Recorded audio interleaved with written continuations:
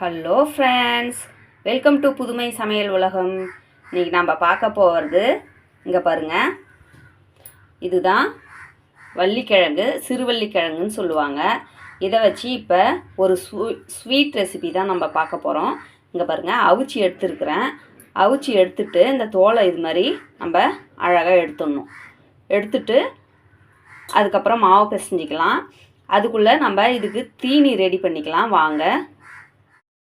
இங்கே பாருங்கள், ஒரு கேஸில் ஒரு கடாய் வச்சுருக்கிறேன். பாருங்கள், கேஸ் பற்ற வச்சுக்கிறேன். சிம்மில் வச்சுக்கிங்க.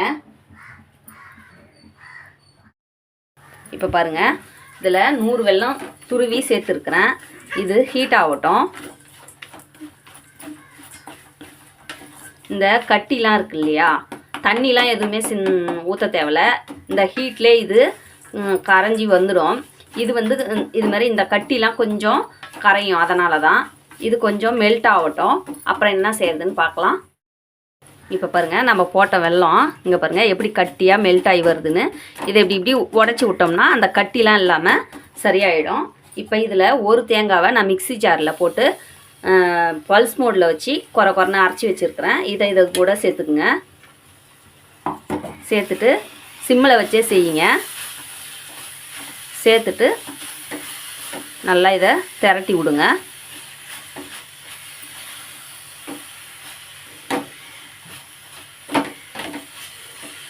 இதை நல்லா இதிலே வதங்கட்டும்.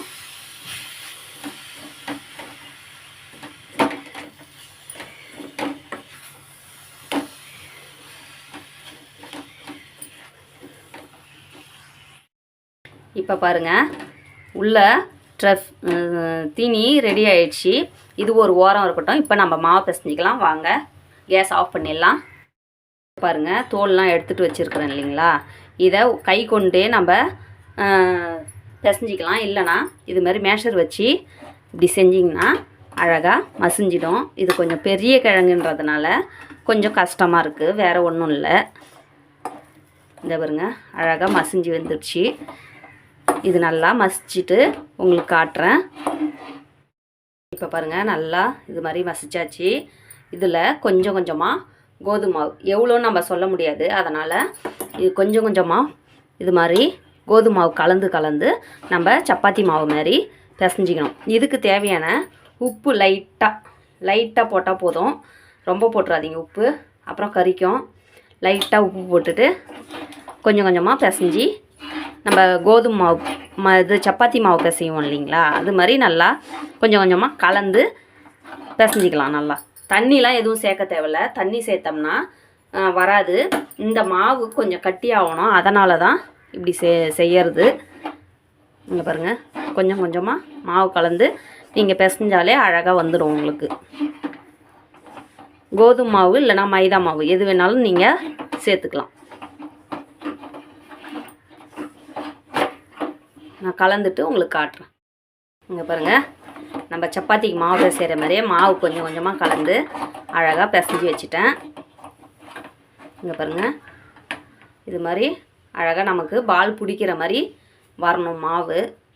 அது மாதிரி நீங்கள் பார்த்து பிசைஞ்சிங்க. இப்போ நம்ம இதில் தீனி வச்சிடலாம். எப்படி செய்யலான்னு வாங்க பார்க்கலாம். இப்போ பாருங்கள், இந்த மாவு நம்ம பிசைஞ்சோம் இல்லைங்களா, இப்படி எடுத்து ஒரு லைட்டாக கையில் எண்ணெய் தடவிக்கிங்க. எடுத்துகிட்டு இங்கே பாருங்கள், ஒரு கவர் வச்சுக்கிறேன் பாருங்கள். இப்படி தட்டினாலே அழகாக இப்படி லைட்டாக ப்ரெஸ் பண்ணாலே போதும், அழகாக வந்துடும் உங்களுக்கு. நீங்கள் சப்பாத்தி மாவு கட்டையை வச்சு உருட்டெலாம் தேவையில்லை. இதுமாதிரி கொஞ்சம் நைஸாக இது மாதிரி நைஸாக தட்டிக்கிங்க. தட்டிட்டு இந்த தீனி இருக்கு இல்லையா, இதை ஒரு பக்கமாக வச்சிடுங்க. இப்படி வச்சுட்டு இங்கே பாருங்கள், இதை எடுத்தாலே போதும், இப்படி வந்துடும். இப்படி மேலே இப்படி ப்ரெஸ் பண்ணிங்கன்னா அழகாக நம்ம தீனி வச்ச உண்டெல்லாம் செய்கிறோம் இல்லைங்களா, அது மாதிரி வந்துடும். இங்கே பாருங்கள், இதை நல்லா இந்த இதை மட்டும் நல்லா ப்ரெஸ் பண்ணிக்கங்க. அவ்வளோதான். இது மாதிரி எல்லாத்தையும் செஞ்சுட்டு உங்களுக்கு காட்டுறேன். இங்கே பாருங்கள், தோசைக்கல் வச்சுட்டு ஒரு ஸ்பூனு நெய் விட்டுருக்குறேன். நெய் இல்லைன்னா நீங்கள் எண்ணெய் கூட யூஸ் பண்ணிக்கலாம்.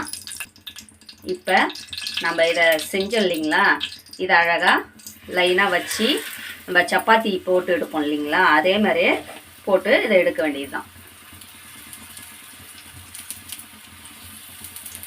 கொஞ்சம் மீடியம் சிம்மில் வச்சு வேக விட்டு எடுக்கலாம். வேகட்டும். அதுக்கப்புறம் திருப்பி விட்டு எடுக்க வேண்டியது தான். இப்போ பாருங்கள், நம்ம சிம்மில் தான் வச்சு செய்யணும், இல்லைனா உடனே தீஞ்சிடும். அது நம்ம திருப்பி விட்டுக்குவோம். இது மாதிரி லைட்டாக கலர் வந்தால் போதும் உங்களுக்கு. இங்கே பாருங்கள், இது மாதிரி நான் மீடியம் சிம்மில் வச்சு தான் செய்கிறேன். ஏன்னா இது உடனே நம்மளுக்கு தீஞ்சு போயிடும், கிழங்கு இல்லையா, அதனால் இந்த பாரு இது மாதிரி வெந்தாலே போதும் உங்களுக்கு, மொறு மொறுன்னு கிடைக்கும். இது மாதிரி எல்லாத்தையும் திருப்பி விட்டுட்டு ஒரு 5 நிமிஷம் சென்று நம்ம எடுத்துக்கலாம். வெந்துச்சு. இப்போ ஒன்று ஒன்றா நம்ம எடுத்துக்கலாம். பாருங்க,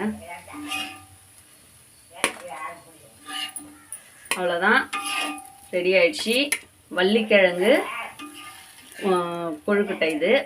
இது வந்து மலச்சிக்கலுக்கெல்லாம் நல்லது.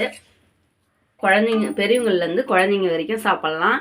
பிடிச்சிருந்ததுன்னா லைக் பண்ணுங்கள், ஷேர் பண்ணுங்கள், கமெண்ட் பண்ணுங்கள், மறக்காமல் சப்ஸ்கிரைப் பண்ணுங்கள், பக்கத்தில் இருக்கிற பெல்லையும் ப்ரெஸ் பண்ணுங்கள். தேங்க்யூ.